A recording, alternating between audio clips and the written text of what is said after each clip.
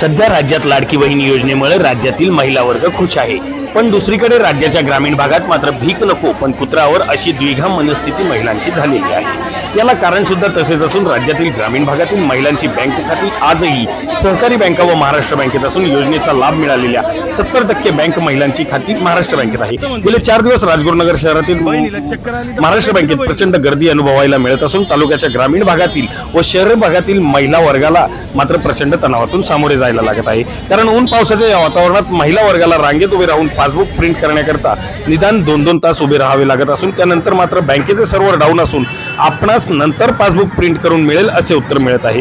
राजगुरुनगरच्या महाराष्ट्र बँकेत तर पाय ठेवायला सुद्धा जागा नसून अधिकारी वर्ग उपस्थित खातेदारांना तासनतास रांगेत उभे ठेवून स्वतः मात्र निवांत काम करत आहे। यानंतर काही महिलांनी तक्रारीच्या स्वरूपात बँक अधिकाऱ्यांना जाब विचारण्याचा प्रयत्न केला असता त्यांना उलट उत्तरे देऊन पुन्हा पाठवण्याचे प्रकार समोर आले आहेत। दरम्यान जर बँकेत व बँकेच्या बाहेर असलेल्या खिडकीजवळ गर्दी जास्त असून एखादा बँक कर्मचारी महिला वर्गाला करण्यास उभा का राहत नाही यावर मात्र प्रश्नचिन्ह कायम आहे।